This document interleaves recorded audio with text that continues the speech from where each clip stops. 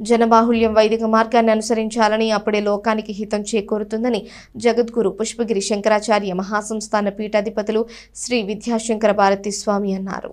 తమ అనుగ్రహ భాషణం ద్వారా పేర్కొన్నారు. బుధవారం తెనాలి నాజురుపేటలోని విద్యాశంకర భారతి నృసింహ సదనాన్ని విద్యాశంకర భారతి స్వామి బుధవారం సందర్శించారు. వేదిక బ్రాహ్మణ సేవా సమాఖ్య ప్రతినిధులు ఆయనకు వేద మంత్రాలు పూర్ణ కుంభంతో ఘనంగా స్వాగతం పలికారు.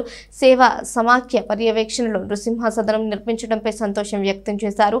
అనంతరం భక్తులను ఉద్దేశించి అనుగ్రహ భాషణ చేశారు. ధర్మ పరిరక్షణ, వేదాభివృద్ధి, బ్రాహ్మణుల శ్రేయస్సు కోసం పుష్పగిరి మహాసంస్థానం ఎంతగానో పాటుపడుతున్నదని చెప్పారు. ఆ సంకల్పాన్ని గ్రహించిన భక్తురాలు ధార్మిక ప్రచారకర్త అబ్బూరి వెంకయ్యమ్మ పీఠానికి రాసి ఇచ్చిన స్థలాన్ని నృసింహ సదనం భవన నిర్మాణం కోసం ఇచ్చినట్లు తెలిపారు. ఇదే భవనంలో వేదధ్వని వినిపించడం ద్వారా లోకానికి శుభం కలుగుతుందన్నారు.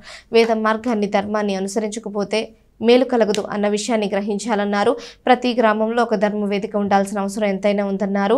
సమాఖ్య అధ్యక్షులు అమ్మాని సుబ్రహ్మణ్యం, ప్రధాన కార్యదర్శి తాడేపల్లి సూర్యనారాయణమూర్తి, తాడేపల్లి నాగ సుబ్రహ్మణ్యం, కుందేటి సుబ్రహ్మణ్యం, కామేశ్వరరావు, తాడేపల్లి శివకుమార్, నందివెలుగు విజయసారథి, మేడూరి శ్రీనివాసమూర్తి, దివి లక్ష్మీ నరసింహాచార్యులు, బుర్రా ప్రభాకర్, తాడేపల్లి ఆంజనేయులు, సామవేదం సత్యనారాయణ, పీరాట్ల వెంకట రమణి, నాగతులసి, దివి జీవన్ కుమార్, పద్మజ తదితరులు పాల్గొన్నారు. తెనాలి బ్రాహ్మణ సేవా సమాఖ్య వారి ఆధ్వర్యంలో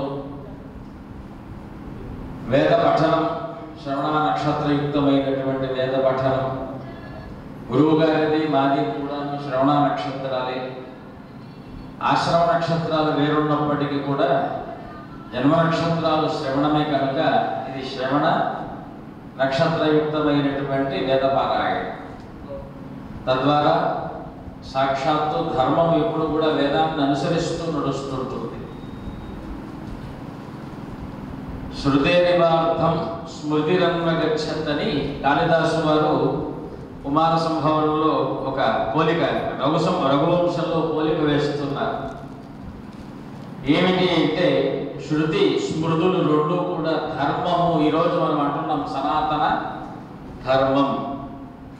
ధర్మం ఎప్పుడు కూడా వేదాన్ని అనుసరించి నడుస్తుంది. శృతేరివార్థం స్మృతిరన్వగచ్చతి.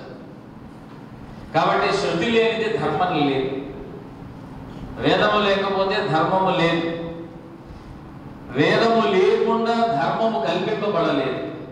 ఇది బాగా అర్థం చేసుకోవాలి. లోపల అన్ని సంప్రదాయాలను తీసేసి సంప్రదాయాలకు ప్రాధాన్యత లేకుండా కేవలము లోకంలో ఒక ధర్మం అంటూ ఉన్నది అనేటువంటి అభూత కల్పన ఎక్కడ జరిగేటువంటి అవకాశమే లేదు.